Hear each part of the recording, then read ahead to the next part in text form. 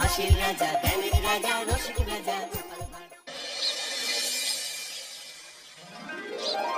সত্যি এই বছর আমাদের কৃষ্ণনগরে ঠাকুর মুখ তুলে চেয়েছেন। হ্যাঁ মহারাজ, ধান একেবারে পরিপূর্ণ হয়েছে। তা কবে ধান কাটা হবে পুটির বাবা? ধান তো একেবারে পেকেই এসেছে, সপ্তাহখানেকের মধ্যে ধান কাটতে হবে। বেশ বেশ, তাহলে তো ভালোই হলো। এই মাসের শেষের দিকেই তো নবাব বাহাদুরকে শস্যের খাজনা পাঠানোর কথা। হ্যাঁ মহারাজ, এবারে নবাব বাহাদুর খুশি হবে। ঠিক বলেছ গোপাল।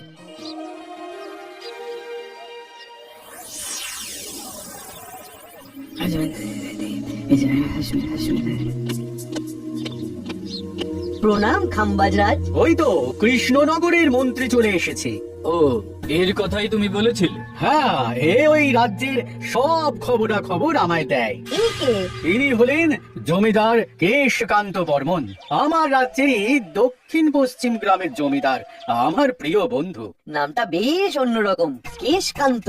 আসলে ওদের বংশ পরম্পরায় সকলের উন্নত ঘন কেশ আছে, তাই ওদের পরিবারের সবারও নামে একটা করে কেশ আছে। আমি খাম্বাজ রাজের সৌমিত্র এবং সুপরামর্শদাতা। কিছুদিন আগে আমার মাথায় খুব খুশকি হচ্ছিল, মাথার চুল পাতলা হয়ে আসছিল। কিন্তু আমার পরামর্শে একটা তেল মাখতেই মহারাজের মাথার চুল এখন ঘন হয়ে উঠেছে, আর কোনো সমস্যা নেই। বাবা বাবা, ভালো ভালো ভালো। এবার তাহলে কাজের কথাটা বলে দিন। এবারে তো শুনলাম তোমাদের রাজ্যে অনেক ধান উৎপাদন হয়েছে, তাই স্বাভাবিকভাবে নবাব বাহাদুরের কাছে রাজস্ব অনেক বেশি দেবে, কি তাই তো? হ্যাঁ, এবারে রাজস্ব দানে কৃষ্ণনগরে প্রথম হবে। না, তা হবে না। নবাবের কাছে অত ধান পৌঁছবে না, এমনকি কৃষ্ণচন্দ্রের কাছেই চাষিরা বেশি ধান রাজস্ব দিতে পারবে না। সেটা কি করে হয়? পাকা ধানে মই দিতে হবে। বললাম না, ও আমার সুপরামর্শদাতা। আমার মন্ত্রীকে বাণিজ্যের কাজে বাইরে পাঠিয়েছি কিছুদিন, তাই কেশকান্ত মাঝে মধ্যেই আমার কাছে আসে, গল্প গুজব করে আর সুপরামর্শ দেয়। কিন্তু আমি কি করবো? তুমি রাতের অন্ধকারে চাষিদের ধান জমিতে পাকা ধানে মই দিয়ে দাও, এমন ভাবে কাজটা করবে যাতে কাক পক্ষীতেও টের না পায়। আর তাতে আমার লাভ? প্রত্যেক বছর নবাব রাজস্ব দানে বিজয়ীকে 3000 মোহর দেয়, আমি তোমাকে তার থেকে 1000 মোহর উপহার দেব। 1000 মোহর? হ্যাঁ হ্যাঁ, যাও যাও যাও, কাজটা শুরু করে দাও। আচ্ছা।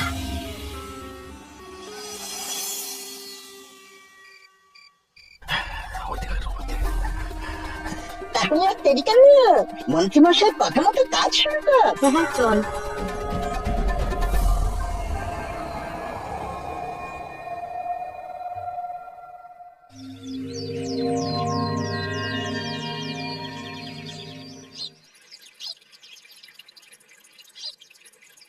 এবারে তো চাষাবাদ বেশ ভালোই হয়েছে।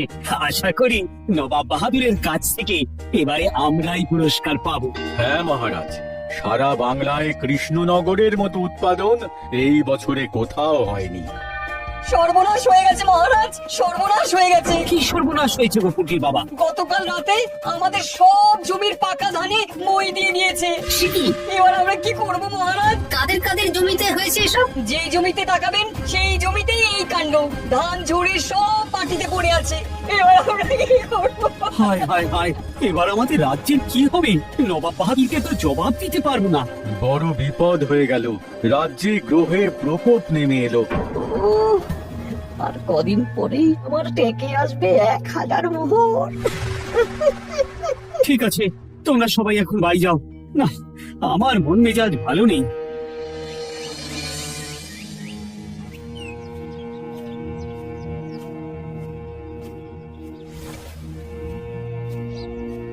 ওগো, তুমি শুনেছো কি হয়েছে? পুটির মা হাউ হাউ করে কাঁদছিল গো। হ্যাঁ গিন্নি, পুটির বাবা কয়েকজন চাষি ভাইদের নিয়ে রাজসভায় এসেছিল।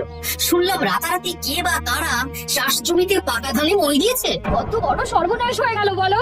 কি হবে গো? কি যে হবে ভগবান জানে। বলি তুমি পারলে না পুটিদের একটু সাহায্য করো। হ্যাঁ, আমি মনে মনে ভেবেই রেখেছি বুঝলে, এবার বেতন পেলে পুটিদের বাড়িতে মাসো ভাড়ার জিনিসপত্র দিয়ে আসবো। নবাব বাহাদুরের কাছে মহারাজ খাজনা কিভাবে দেবেন? সেটাই তো বুঝতে পারছি না।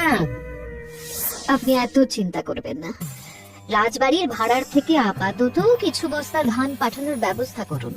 তারপর নবাব বাহাদুরের কাছে গিয়ে বলবেন, আস্তে আস্তে সব দিয়ে দেবেন মহারাজ। তাই করতে হবে, তাছাড়া তো আর অন্য কোনো উপায় দেখতে পাচ্ছি না। কিন্তু এবারে আর আমাদের মান রক্ষা হবে না।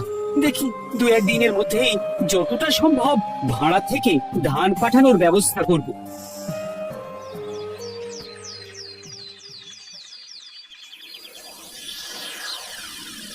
এই বছর 10,000 বস্তা ধান রাজস্ব এসেছে খাম্বাজ রাজ্য থেকে, 7,000 বস্তা ধান এসেছে বর্ধমান রাজ্য থেকে, আর মাত্র 100 বস্তা এসেছে কৃষ্ণনগর থেকে। তাই এবছরের বিজয়ী রাজ্য হচ্ছে খাম্বাজ রাজ্য। খাম্বাজ রাজ্যের রাজার হাতে 3,000 মোহর উপহার হিসেবে তুলে দিচ্ছেন। আর কৃষ্ণচন্দ্র, তোমার রাজ্যের এরকম হাল কেন? এবারে আমাদের সমস্ত রাজ্যের পাকা ধানে কেউ বা কারা মই দিয়ে দিয়েছে। সেসব তোমার মাথা ব্যথা। আমার ধান কোথায়? 100 বস্তা ধান রাজস্ব, কম করে 800 বস্তা ধান রাজস্ব দেওয়ার কথা, কিন্তু তুমি তোমার কথার খেলাপ করেছো। এই বছর আমি নিরুপায় জাহাপানা। আমিও নিরুপায়। হয় তুমি আগামী 1 সপ্তাহের মধ্যে আমাকে 5,000 মোহর দেবে, নইলে কৃষ্ণনগরের সিংহাসন থেকে সরে যাবে। এত বড় শাস্তি দেবেন না নবাব বাহাদুর। আপনি অন্তত মাস 6 সময় দিন, আবার ধান চাষ করিয়ে আপনাকে প্রাপ্য ধান দেওয়া হবে। বেশি কথা বলছো কৃষ্ণচন্দ্র। তুমি 5,000 নয়, 6,000 মোহর 1 সপ্তাহের মধ্যে দেবে। কাকা গোপাল বেশি পাকা, অত কথা বলতে কে বলেছিল? গোপাল, এটা তুমি কি করলে? হায় হায় হায়! সর্বনাশের সময় যখন ঘনিয়ে আসে তখন বিপদের ওপর বিপদ এভাবেই আসে। আমার পাওনা। আরে এখন না, তোমাকে পাঠিয়ে দেব। ওই দেখুন, খাম্বাজ রাজের সাথে কথা বলছে। এখন বেশি কথা বললে কৃষ্ণচন্দ্র আর গোপাল সন্দেহ করবে। চলুন তো দেখি ওখানে গিয়ে কি কথা বলছে। কি কথা বলছো মন্ত্রী? মন্ত্রী আমায় বিজয় অভিনন্দন জানাচ্ছিল। বিজয় অভিনন্দন তো উপহার পাওয়ার সময় জানাতে পারতেন মন্ত্রী মশাই। যাই হোক, আপনাকে তো ঠিক চিনতে পারছি না। আমার নাম কেশকান্ত, আমি খাম্বাজ রাজ্যের দক্ষিণ পশ্চিম গ্রামের জমিদার। কেশকান্ত আমার বিশেষ বন্ধু। আপনার দেশ নিয়ে বেশ ভাব দেখছি। হ্যাঁ, ওই কদিন আগে তো খাম্বাজ রাজের মাথার চুল পাতলা হয়ে আসছিল, খুশকি হচ্ছিল আর কি। তোমার পরামর্শে একটা তেল মেখেই তো খাম্বাজ রাজের আবার ঘন কালো চুল ফিরে এসেছে। কেশকান্ত জমিদার হতে পারে, কিন্তু ওর অর্থনৈতিক অবস্থা তাবর রাজাদের থেকে অনেক ভালো। কয়েক হাজার বিঘা জমির মালিকও, তার সাথে চুলের তেলের ব্যবসা করেও হাজার মোহর রোজগার করে।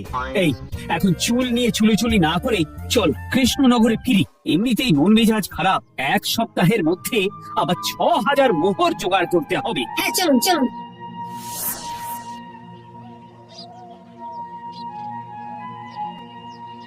আচ্ছা মন্ত্রী মশাই, আপনি এই কেশকান্ত জমিদারের ব্যাপারে এত কিছু জানলেন কি করে? ওনার সাথে তো আমাদের আজই প্রথম দেখা। হাওয়ায় কত খবরই ভেসে আসে, সেরকম আমার কানেও এসেছিল।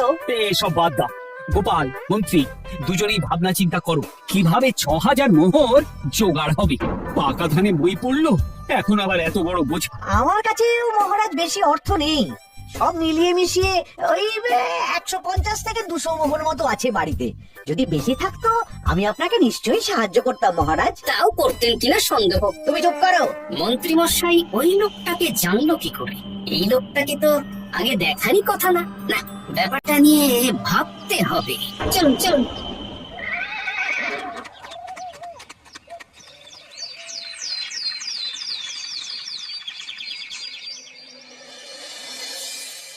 বুঝলে গিন্নি, 1 সপ্তাহের মধ্যে মহারাজকে 6,000 মোহর জোগাড় করতেই হবে, নইলে সিংহাসন ছাড়তে হবে। এখন কিন্তু আমাদের উচিত মহারাজের পাশে দাঁড়ানো। কিছু ভেবেছো কি? আপাতত আমার বিয়েতে পাওয়া আংটি বন্ধক রাখবো, আর তুমি যদি... হ্যাঁ, আমার যে দুটো গয়নাগাটি আছে ওগুলোও বন্ধক রাখো, পরে আস্তে আস্তে ছাড়িয়ে নেবো খন। দেখি বাকি সভাসদদেরকেও বলবো, যে যতটা পারে। তারপর ভগবানই ভরসা।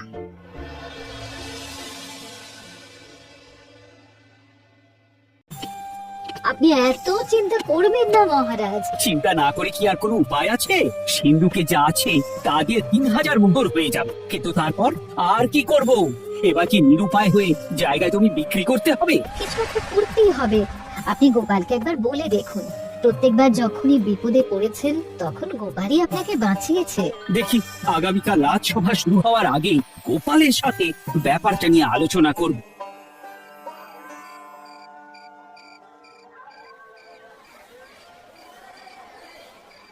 এই যে শেখরা, কি করছো? এই তো বলুন। শোনো, আমার গিন্নির জন্য একটা হীরের হার বানাতে হবে, ওই 1000 মোহরের মধ্যে। 1000 মোহরে তো হীরের নাক, কান, গলা, হাত, পা সব গয়না, এই সব গয়না হয়ে যাবে মন্ত্রী মশাই। তাহলে বানাও, এই নাও 1000 মোহর। ওরে বাবা, মন্ত্রী মশাই 1000 মোহর? এই মন্দার বাজারে এত মোহর কোথায় পেলেন? গতকালই তো বললেন আপনার কাছে 150 থেকে 200টা আছে। সে যেখান থেকেই পাই, তাতে তোমার কি? না, আমার কিছু না। শেখরা, আমি কয়েকটা গয়না বন্ধক রাখবো। দেখি কি আছে। এই সব মিলিয়ে এতে আমি 15 মোহর দিতে পারবো। বেশ, তাই দাও।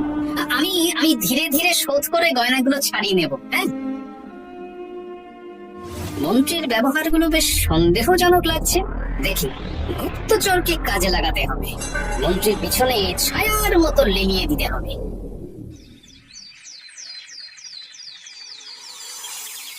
মহারাজ, আমি চেষ্টা করছি আপনার এই মোহর কিভাবে জোগাড় করা যায়। আপ্রাণ চেষ্টা করছি। দেখো বা আমি 3000 মোহর পারবো, কিন্তু তার বেশি হলে জায়গা জমি বেচতে হবে, হাতে যে বেশি দিন সময়ও নেই। আচ্ছা মহারাজ, দেখছি। তবে মন্ত্রী মশাই চাইলেই আপনাকে 1000 মোহর দিয়ে সাহায্য করতে পারতেন, কিন্তু উনি তা না দিয়ে ওনার গিন্নির গয়না বানাচ্ছেন, হীরের গয়না। দেখি, মন্ত্রী তো কালকেই বললো ওর কাছে 150 থেকে 200 মোহর আছে মাত্র।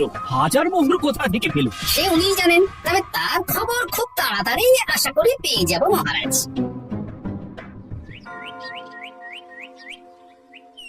কাজটা একদম ঠিক করলেন না মন্ত্রী মশাই।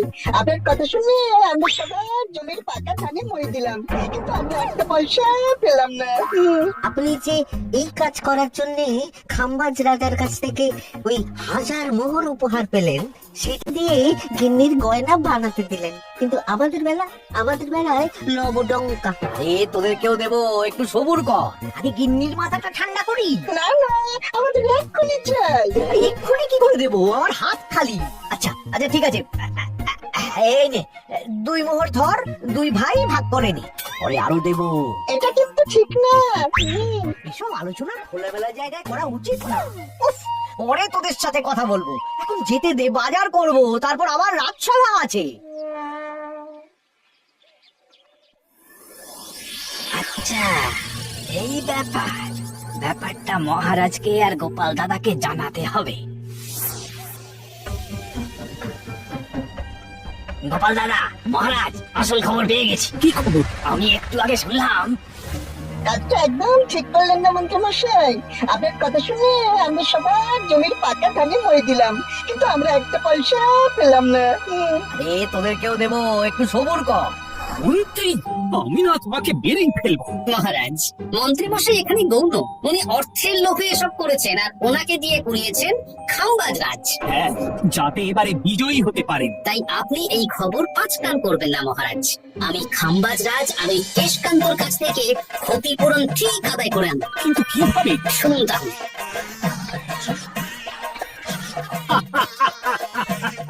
দারুণ বুদ্ধি। তাহলে এখন আসি মহারাজ, কাউকে কিচ্ছু বলার দরকার নেই। আপনি শুধু আগামীকাল সন্ধেবেলা খাম্বাজ রাজের দরবারে চলে আসুন, পারলে নবাব বাহাদুরকেও সঙ্গে করে নিয়ে আসুন। হ্যাঁ, প্রণাম খাম্বাজ রাজ। কে আপনি?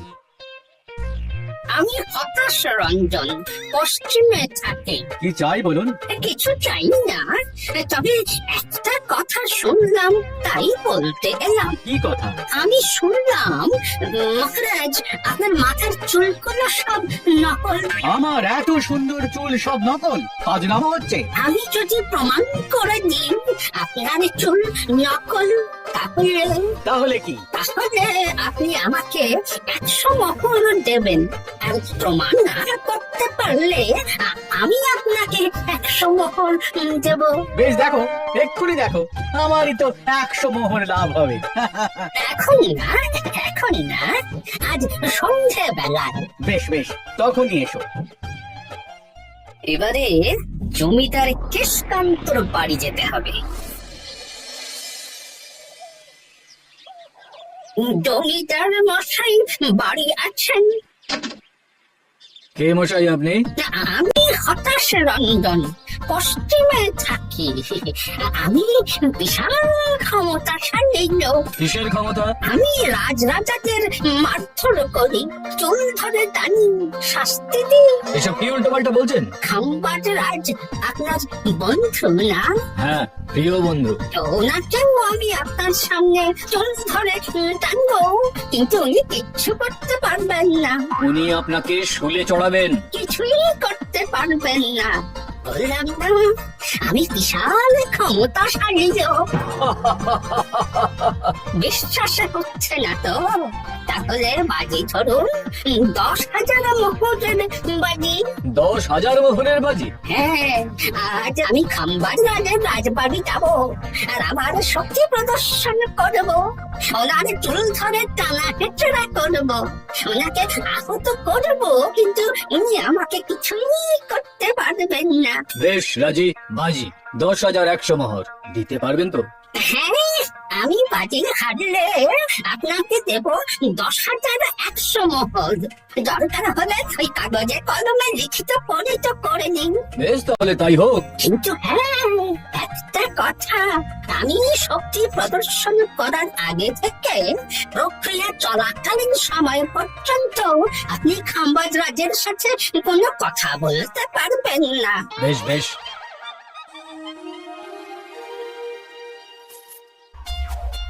তাহলে শুরু করি।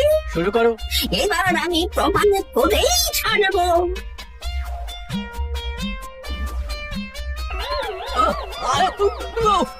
লাগছে লাগছে বাবারে, লাগছে এই সে। লাগছে এ তো সত্যি সত্যি চুল ধরে টানছে। লাগছে লাগছে বাবারে, বাবা।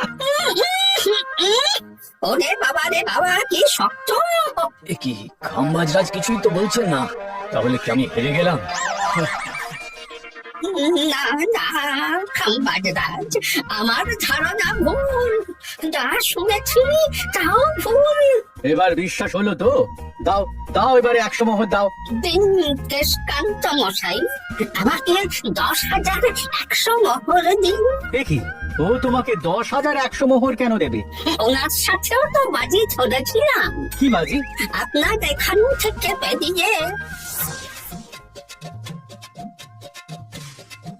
এবারে দিন তো দেখি, সব কাগজ কলমে লেখা আছে। এই নাও। হায় হায় হায় হায়। সাবাস গোপাল, সাবাস, তুমি আমার মুখ রক্ষা করেছো। গোপাল, কৃষ্ণচন্দ্র, নবাব বাহাদুর, আপনারা? হ্যাঁ, আমি গোপাল। এটা ছাড়া আর কোনো উপায় ছিল না খাম্বাজ রাজ। আপনি আমাদের মন্ত্রীর মাথা খেয়ে যে জঘন্য কাজটা করিয়েছেন, সেটা তো আর প্রমাণ করতে পারতাম না। তাই ছলে বলে কৌশলে আপনার প্রিয় বন্ধুর কাছ থেকে আদায় করে নিলাম। হ্যাঁ নয়, হ্যাঁ।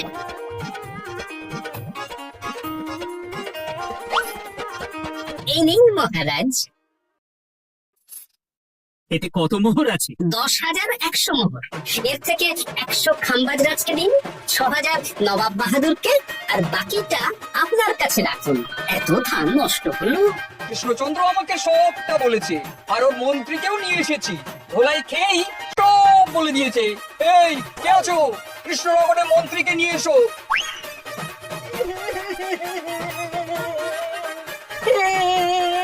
মার খেয়ে আমি সব বলে দিয়েছি খাম্বাজ রাজ। উদ্ধার করে তো জাহাবানা, আমাকে ক্ষমা করে দিন। এর কোনো ক্ষমা নেই, তোমাকে আমি কারাগারে বন্দি করব। হায় হায় হায়, সামান্য টাকার লোভ করতে গিয়ে পুরো মাঠে মারা গেলাম।